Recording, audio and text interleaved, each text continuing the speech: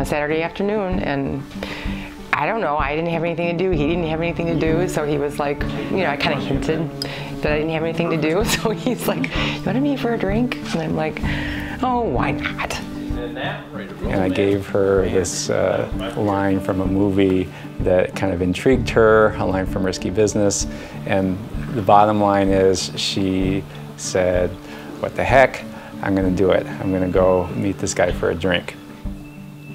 So I did, met him for a drink, and it was in East Grand Rapids, and I thought it would be a quick drink for an hour. I was just excited to go on a date. I had no expectations other than this was like my first date, so I just wanted to get it over with and, you know, see what it was like.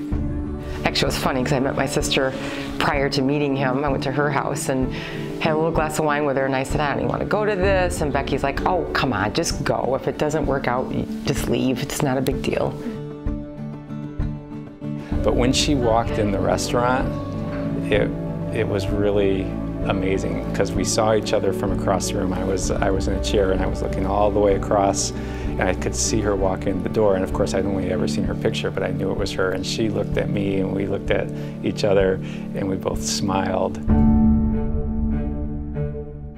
It was an amazing experience. I mean, they talk about, you know, it's kind of a cliche like this love at first sight, but it was literally like kind of the lights in the room got a little brighter, and she walked across the room and I stood up and we greeted each other with a hug like we were old friends seeing each other for the first time in a long time. Of course, we had never even met. You know, I used to say I didn't believe in love at first sight, but I can tell you it was strange. We walked into that room and I knew. He says the same thing. It was just something that took us our breath away, both of us. Like, I just knew it right away. That date, which was supposed to be, you know, a drink, we talked for probably 5 hours. I mean, we just talked and talked and talked and talked and talked. And then that was it. The next day we talked on the phone for a couple more hours, and the next day we ended up building a relationship with just great, honest conversation. We were both just, well, we were in love.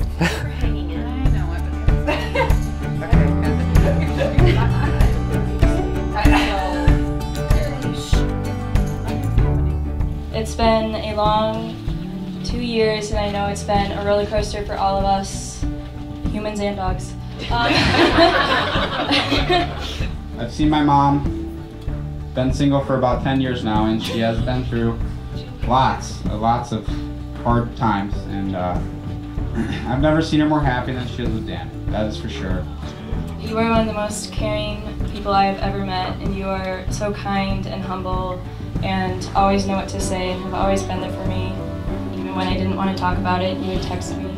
And Dad, you are one of the smartest people I've ever met. You are so kind and always know how to put a smile on Kelly's face and my face, and you always try to put me first, again, even when I don't want to talk about it. But I'm extremely happy to welcome Dan to our family, just as happy as I am to join his family. So I just want to tell you both how much I appreciate you and how glad I am that we are now one big family.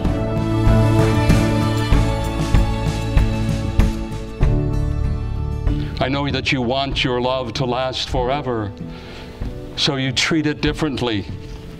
You shield it and you protect it. You never abuse it. You don't expose it to the elements. You don't make it common or ordinary. If it has ever becomes tarnished, you lovingly polish it until it gleams like new. It's become special because you've made it so.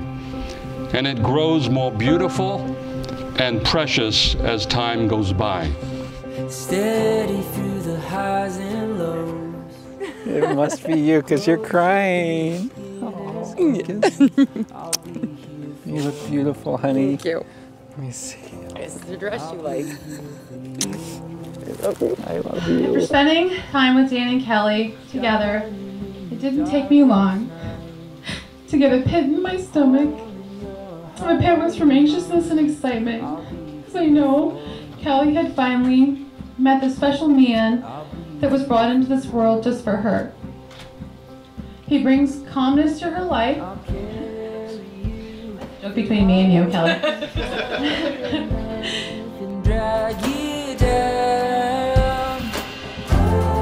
Dan and Kelly, I am greatly honored to be standing here to be a part of this ceremony as the best man. To be able to be here and speak in front of your family and closest friends is a true blessing. Dan, I want to take this opportunity to tell you how much I admire you. You are a humble man. I think everybody would agree with that. Yep. You're willing to put everyone's wants and needs before your own. You are one of the most intelligent people I know, that is patient and kind and has had great success, but you don't desire any recognition for it.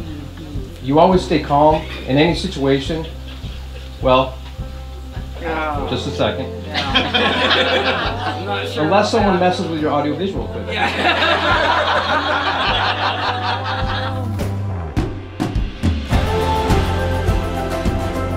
So Dan and Kelly, I know your life together as husband and wife will be happy, exciting, and one filled with adventure and dogs. My wish for you is that you will always come together in faith and hope, and that you will always be connected by love and family. I love you, Mother.